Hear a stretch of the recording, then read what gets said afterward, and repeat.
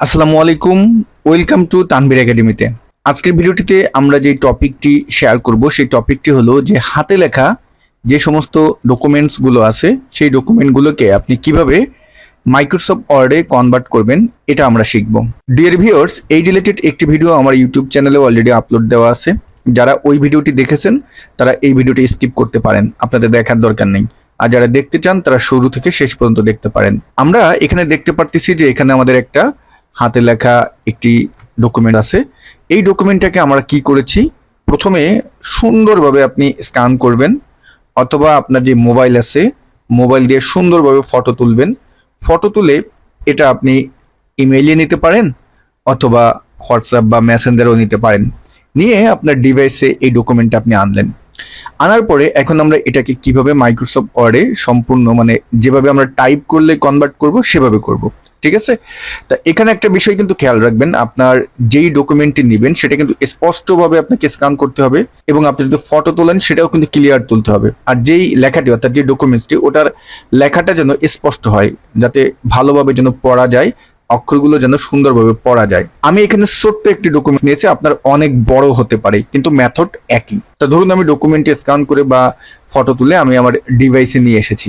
এখন আপনি আপনার যে ডিভাইসটি আছে সেখান থেকে গুগল ক্রম ব্রাউজারটি ওপেন করবেন। আমরা গুগল ক্রম ব্রাউজারটি ওপেন করলাম। তো আমরা যখন গুগল ক্রম ব্রাউজারটি ওপেন করব তখন ডান পাশে দেখবেন, যদি আপনার সাইন ইন করা থাকে তাহলে এই যে আইকনটি এরকম দেখাবে। এখান থেকে এখানে আমরা যে এই যে ডট ডট ডট আইকনটি দেখতে পারতেছি, এটার উপরে মাউসের কার্সার দিয়ে ক্লিক করবেন এবং এখানে দেখবেন ড্রাইভ কোথায় লেখা আছে, ড্রাইভে ক্লিক করবেন। ড্রাইভে ক্লিক করলে একটু সময় নেবে, সময় নিয়ে আমরা এই যে নিউতে যাব, বাম পাশে নিউতে গেলাম, নিউতে ক্লিক করে ফাইল আপলোড করব। ফাইল হলো কোনটা, এই যে এই ফাইলটা, এই যেটা, এটা এখন আমার নিচে দেখুন আপলোড হচ্ছে। আপলোড হয়ে গেলে আমরা একটু নিচে আসবো, এটা হলো আমার সেই ফাইলটি। এটার উপর গিয়ে মাউসের রাইট বাটন ক্লিক করবেন এবং এই যে ওপেন উইথ লেখা আছে, ওপেন উইথে মাউসের কার্সারটি নিলে এখানে দেখবেন গুগল ডক্স লেখা আছে, আমরা গুগল ডক্সে ক্লিক দিলাম। এখনই দেখতে পারবেন ম্যাজিক। একটু সময় নেবে, যদি আপনার ডকুমেন্টটা 2-3 পেজের হয়ে থাকে তাহলে আর একটু বেশি সময় নেবে।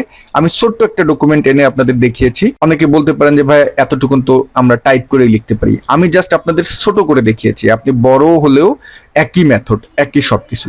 ওকে, এখন আমরা এই পিকচারটা ডিলিট করে দিই। এভাবে আসলো, আপনি একটু দেখবেন। তা যদি আপনার, আমি বললাম বারবার, আপনার লেখাটি যদি স্পষ্ট হয় তাহলে কোনোটা ভুল হবে না, সব ঠিকঠাক থাকবে।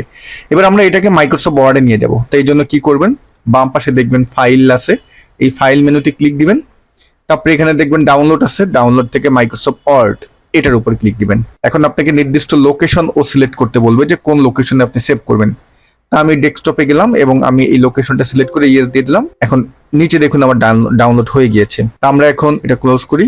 আমার ফাইলটি ছিল কোথায়, আমি যেহেতু ডেস্কটপে সেভ করেছি তাহলে আমার এই যে হলো ডকুমেন্টটা, ফাইলটা, এটার উপর ডাবল ক্লিক করে ওপেন করলাম। এরকম ভাবে আসলো। যদি উপরে এনাবল এডিটিং আসে এটা আপনি টিক দিয়ে দিবেন, আমরা দিয়ে দিলাম। এখন আমরা এটাকে ফরম্যাটিং করব। তা ফরম্যাটিং করার নিয়মটা হলো যে আমি উপরে লাইনটা একটু উঠিয়ে দিই, আমি কন্ট্রোল এই দিয়ে সব সিলেক্ট করলাম। হোম মেনু থেকে দেখবেন এখানে এই যে একটা টুল আছে, এই টুলটায় যাবেন। এটা হলো ক্লিয়ার ফরম্যাটিং, সব আমরা ফরম্যাটিং ক্লিয়ার করে দিলাম। এখন এটাকে সিলেক্ট করে আমরা এটাকে নিয়ে যাব লেফট সাইডে, আর আমরা একটু এটাকে সিলেক্ট করে একটা ইন্টার দিলাম। আর এই যে এটা আছে এটাকে আমরা এই স্টাইল থেকে একটা হেডিং দিয়ে দিই এবং সেন্টার করে দিই।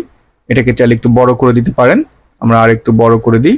ওকে, আর এটাকে আমরা উঠিয়ে দিলাম, স্পেস দিলাম, বেশি বড় হয়ে গেছে, একটু আউট করে দিই। আর এটা সিলেক্ট করে হোম থেকে আমরা কি করব, একটি শেডিং দিয়ে দিই। আমি ফরম্যাটিং এর পার্টটা একটু সময় নিচ্ছি, কারণ এটা আপনার উপর ডিপেন্ড করবে আপনি ফরম্যাটিং দিবেন কি দিবেন না।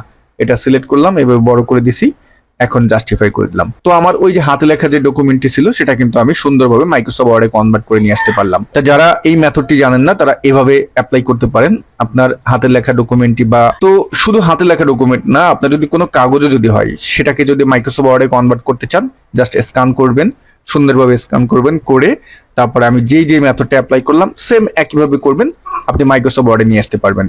ভিডিওটি ভালো লাগলে একটি লাইক দিবেন, আপনার মূল্যবান মতামত শেয়ার করতে ভুলবেন না। সবাই ভালো থাকবেন, আল্লাহ হাফেজ।